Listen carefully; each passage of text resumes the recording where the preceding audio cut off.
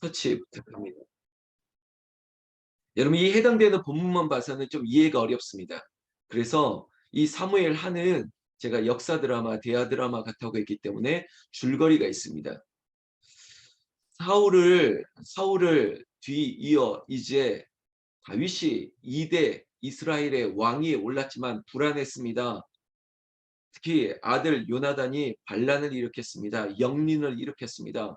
초반에는 이 압살롬의 기세가 대단했기 때문에 유력한 많은 이스라엘 사람들이 압살롬 편에 섰습니다. 다윗을 배반하고 돌아갔던 사람도 많았습니다. 그러나 결국은 하나님이 함께 하시는 다윗이 이 싸움, 이 전쟁을 이기게 하셨습니다. 예루살렘을 피신하고 도망갔던 다윗도 결국은 다시 예루살렘 성에 돌아오게 됐고, 그리고 다윗을 반대했던 사람들, 유다 지파 사람들도 하나하나 돌아오고 나라가 재정상 궤도에 돌아오는 것 같았지만 여전히 불안 요소가 있었습니다. 특히 20장 바로 전장에 보면 불안 요소 중에 하나가 뭐냐면 완전히 사람들을 장악하지 못했다라고 하는 그런 일들이, 대표적으로 세바라고 하는 사람이 또 반역을 일으키는 장면이 20절에 나오고 있습니다. 20장에. 그리고 또한 요압이라고 하는 다윗의 군대 장관이 있었죠. 요압이 너무 열심을 내기도 하고 다윗의 측근에서 압살롬과의 전쟁에서 큰 역할을 했지만, 여러분 사람은 변한다라고 얘기했지 않습니까? 인간적인 열심이 너무 뛰어나면 그 인간적인 열심 때문에 또한 배신할 수 있고 또 실망할 수 있는 여지들이 너무 강합니다. 대표적으로 요압이 그랬습니다. 요압이 너무 인간적인 열심으로 하지 말아야 될 일까지도 하면서 다윗을 곤란하게 만드는 일들이 20장에도 잠깐 언급하고 있습니다. 그리고 또 20장에는 지혜로운 한 여인이라고 소개되는 사람이 나옵니다. 여러분 잠깐 눈을 돌리면 20장 16절에 그 성읍에서 지혜로운 여인 한 사람이 외쳐 이르되, 여러분 이 다윗에게 처했던 여러 가지 어려운 상황들, 세바의 반역, 그리고 요압의 지나친 열심들, 그로 인해서 백성들의 여론이나 혼란이 있을 때 뜻밖의 한 여인이 나타납니다. 이름을 얘기하지 않는 지혜로운 여인 한 사람이 일어나 그가 설득하고 설명하고 백성들의 여론을 이끌어내는 아주 뜻밖의 일을 한다는 것이죠.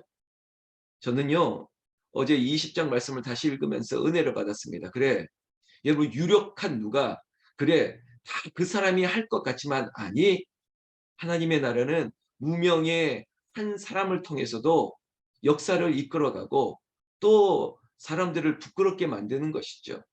지혜로운 여인 한 사람이 나라를 일으킨다고요. 사랑하는 성도 여러분, 이 자리에 있는 우리가 지혜로운 기도하는 여성 한 사람이, 권사님 한 분이, 집사님 한 분이, 기도하는 어머니가 하나님의 나라를 일으킨다고요. 여러분들이 그런 지혜로운 한 여인 되시기를 주의 이름으로 축원합니다. 다윗 주변에 많은 사람들이 있었습니다. 특히 20장 23절부터 요압, 그리고 아도람, 그리고 아일롯의 아들 요사밧은, 그리고 스와는, 사독과 아비아달은, 그리고 야일 사람 누구는, 뭐 이런 마치 공신들은 한 자리 다 하게 만들죠. 여러분 이것이 좋아 보이지만은 이게 너무나도 내가 수고한 만큼 나도 자리를 주세요. 예수님의 12제자 중에 하나도 내가 당신이 나중에 높은 자리에 오르면 나는 우편에 나는 좌편에 있게 해주세요. 어머니가 청탁을 하고 이런 광경도 우리는 복음서에서 들었지 않습니까? 성도 여러분, 우리는 그러지 맙시다. 내가 뭘 했기 때문에 나는 이 직을 받아야 되고, 내가 이 정도 역할을 했으면 그래 목사도 알아줘야 되고, 야 목사가 못 알아주면 어떻습니까? 하나님이 알아주시는데, 하나님이 채워주시는데. 근데 사람이 내가 자리를 차지해야 되고 내가 이런 직분을 받아야 되고 이거 없더라도, 아까 20장 16절에 지혜로운 한 여인, 이름도 알 수 없는 그 여인의 헌신과 수고로 말미암아 다윗이 위기를 모면하고 나라를 든든히 세울 수 있지 않았습니까? 그런 은혜가 여러분들이 되시기를 거듭 축원합니다. 자, 오늘 드디어 21장의 얘기를 좀 할 텐데, 여러분 사람 때문에도 힘든데 환경도 어렵습니다. 지금 다윗이 이 이스라엘 왕국을 세우는 게 쉬운 게 아니라는 거예요. 여러분 모든 일들이 마찬가지입니다. 사람이 힘들게 할 때도 있지만 환경 자체가 어렵습니다. 마치 지금 대한민국이 이 정치적인 정무적인 서로의 충돌로 인해서 사람과의 충돌도 있지만 환경이 지금 세계 경제가 그리고 여러 가지 모든 게 불리한 조건을 가지고 있습니다. 이럴 때 지도자는 어렵습니다. 교회도 마찬가지죠. 담임 목사가 가지고 있는 어려움들이 있습니다. 첫 번째는 사람일 것입니다. 그리고 또한 주변의 환경과 여건들입니다. 이것들을 어떻게 헤쳐나갈까? 그런데 오늘 다윗은 그의 왕정을 이루는 초기에 사람으로 인해서도 힘들지만 1절 어떤 어려움이 있습니까? 다윗의 시대에 해를 거듭하여 3년 기근이 있으므로. 여러분 기근도 이 어려움이 1년도 아니고 3년이나 이어지고 있습니다. 너무나도 어렵겠죠. 여러분 오늘 이야기는 제가 아주 단순 명료하게 교훈을 은혜를 좀 나누려고 합니다. 제가 어젯밤에 소나무 향기도 좀 썼는데요. 어려움이 있으면 문제가 있으면 여러분 아주 직구를 던지겠습니다. 여러분들에게 3년 기근이 있으면 저에게 큰 어려운 문제가 생기면 이걸 어떻게 해결해야 됩니까? 그 단초 시작은 무엇일까요? 이게 오늘 우리의 교훈입니다. 21장 1절에 그 단서와 답이 있습니다. 3년 기근이 있으므로 그리고 다윗이 뭘 했다고 합니까? 여호와 앞에 간구함에 이겁니다. 여러분 기근이 생기면 문제가 생기면 큰 고난과 힘듦이 나타나면 해야 될 것은 다른 게 아닙니다. 여호와 앞에 간구하는 것, 기도하는 것입니다. 이것저것 다 해보고 기도하러 오는 게 아니라 문제가 생기면 바짝 엎드리는 거예요. 여호와 앞에 간구하는 거예요. 내가 원하고 바라고 기도하는 겁니다. 하나님, 이 3년 기근을 어떻게 하면 좋겠습니까? 여기서부터 시작하는 거예요. 그럼 여기에 답이 있다니까요. 여호와께서 이르시되 이겁니다. 여러분 이게 바로 응답이에요. 여호와 앞에 간구함에 여호와께서 이르시되 응답이죠. 우리가 기도하면 하나님께서 응답하십니다. 이게 우리에게 영적 원리라고요. 예배자, 준비된 훈련자에게는 이거를 경험하고 나니까 다윗이 사자와 곰을 찢어 승리하고 경험했기 때문에 그래 어떻게 하면 이기는 방법을 알고 있는 것이에요. 다윗은 문제가 있을 때마다 여호와 앞에 엎드리고 그리고 여호와께서는 역사하심으로 말미암아 문제를 해결했던 걸 알기 때문에 3년 기근을 당해도 그가 할 수 있는 방법 그러나 유일한 희망이 되고 힘이 되는 기도의 카드를 든 거예요. 여호와 앞에 간구함에 여호와께서 이르시되 여러분 이 원리로 오늘 아침에도 기도하는 겁니다. 하나님 여전히 나에게는 이러이러한 사람의 문제가 남아 있습니다. 그리고 나에게는 이러한 환경의 문제가 있습니다. 이거 여호와 앞에 간구합니다. 우리 주 예수님 이름으로 기도하오니 하나님 들어주시옵소서. 21장 1절에 여호와께서 이르시되 이는 사울과 피를 흘린 그의 집으로 말미암았다. 여러분 이 원인이 3년 기근이 나타나는 이유가 있어 이것을 알게 하신다는 겁니다. 여러분 우리에게 있어서 문제를 아는 게 굉장히 중요합니다. 오늘 강정순 권사님 시어머니가 담낭 그리고 그 안에 돌이 있다. 그러니까 담석을 제거하는 수술을 하는데 여러분 기도해 주세요. 그런데 갑자기 호흡이 불가하고 갑자기 여기저기 아프고 갑자기 도저히 힘이 없어. 근데 이게 도대체 원인이 뭘까? 이유가 뭘까? 그런데 이 이유와 원인을 모르면 더 위험한 거예요.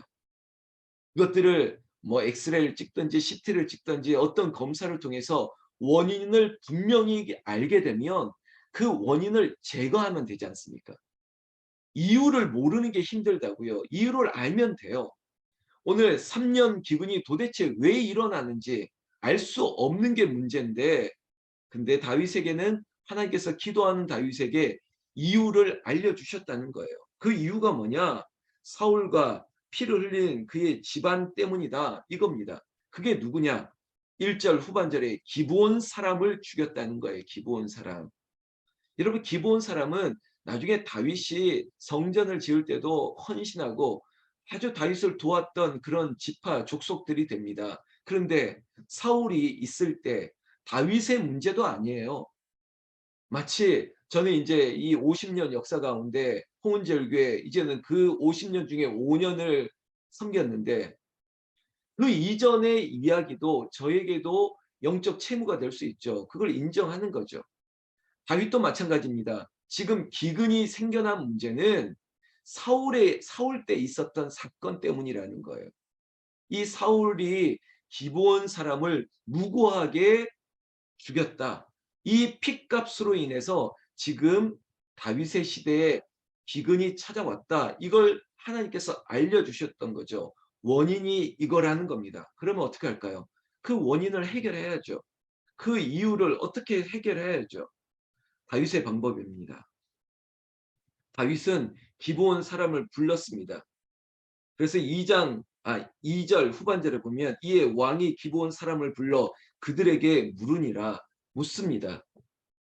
여러분 지도자는 모를 때가 있습니다. 저도 마찬가지요. 제가 모르는 게 있습니다. 그러면 물어요. 근데 여러분 지레짐작으로 알고도 반응하지 않고 아니 목사님이 왜 저럴 수가 있지? 몰라서 그래요. 다윗도 마찬가지죠. 기브온 사람들이 어떤 원한이 있는지 어떤 슬픔이 있는지 몰랐어요. 그러나 이제 알았기 때문에 기브온 사람을 부르는 거예요. 아마 저도 그럴 것 같습니다. 권사님, 집사님 제가 몰랐는데 그런 일이 있었군요. 어떻게 하면 좋겠습니까? 저도 묻겠죠. 3절 보세요. 다윗이 그들에게 묻되 내가 너희를 위하여 어떻게 하랴? 똑같은 원리입니다. 하나님도 우리에게 내가 너에게 무엇을 하여 주랴? 그러면 나중에 다윗의 아들 솔로몬 그렇죠. 저에게 지혜로운 마음을 주세요. 요구하는 게 생기는 것입니다. 오늘 다윗이 기브온 사람에게 내가 너희에게 무엇을 하여 주랴? 그때 기브온 사람이 그들의 이야기를 하기 시작하는 겁니다. 왜? 저분은 들어줄 사람이라는 걸 신뢰하기 때문에. 우리도 마찬가지죠. 내가 기도하면 하나님은 들어주실 것을 신뢰하고 어제 말씀처럼 나는 믿네. 나는 믿으면 그 믿음대로 되는 거예요. 기브온 사람도 마찬가지죠. 다윗이 너희들에게 복을 주기를 원한다. 너희 기업에 복을 빌겠다. 다윗을 신뢰하니까 기브온 사람들이 이제 그에게 진솔하게 대답하기 시작한다는 겁니다.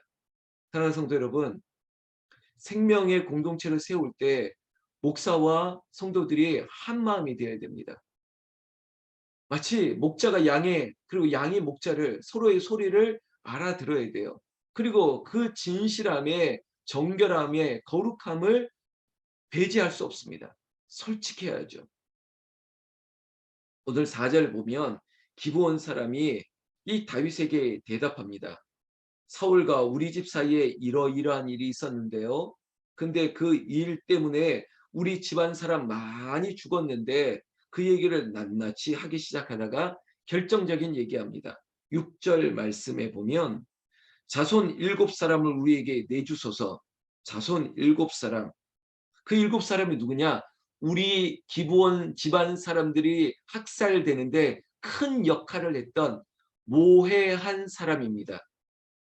이게 바로 사단과 마귀가 하는 역할이에요. 이간질하고 일러 바치고 그리고 거기다가 거품을 씌우고 안 했던 말도 한 것처럼 막 여기저기에다 쑤시고 다니면서 결국은 사울이 기브온 사람을 학살하는데 결정적인 역할을 했던 사람이 7이 있다는 거예요. 그 7 자손을 우리에게 내주소서 이렇게 얘기합니다. 아주 결정적인 얘기를 하고 있지 않습니까? 어떻게 하면 좋겠습니까? 6절 말씀 조금 더 볼까요? 여호와께서 택하신 사울의 고을 기브아에서 우리가 그들을 여호와 앞에서 목매어 달겠나이다 하니 왕이 이르되 내가 내주리라 하니라. 아멘. 여러분 고대 이 팔레스타인 근동에서는요. 눈에는 눈, 이에는 이 관습이 여전히 남아 있습니다. 여러분 우리는 지금 우리의 그 사랑의 복음의 눈으로 이 본문을 보면 이해하지 않지만 이 시대는 이것이 율법이고 이것이 마치 하나의 약속이었습니다. 그래, 눈에는 눈, 이에는 이. 우리 자손을 죽였기 때문에 너희 자손도 대표적으로 죽여야지 이거 해결된다. 이게 바로 그 시대의 율법이죠.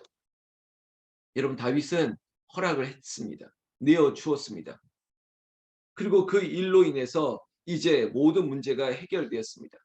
이게 오늘의 우리에게 주시는 이야기였습니다.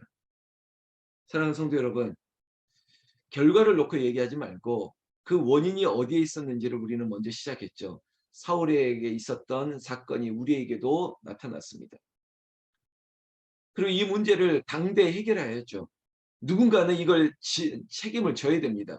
무거운 결정을 해야 됩니다. 여러분들이 저를 위해서 기도할 때 담임 목사의 설교를 위해서도 기도하지만 중요한 일을 결정하는데 지혜롭게 해달라고 기도해 주지 않습니까? 지도자의 결정, 선택으로 말미암아 어떠한 후폭풍도 일어날 수 있지만 상승할 수 있는 기로를 탈 수도 있는 것입니다.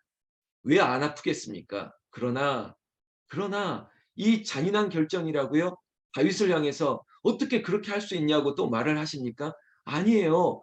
이걸 해결하지 않으면 앞서서 얘기했던 3년 기근도 해결이 안 될 것이고 앞으로 이 많은 백성들 사이에서 원한과 그리고 서로의 아픔들을 누가 해결하겠습니까?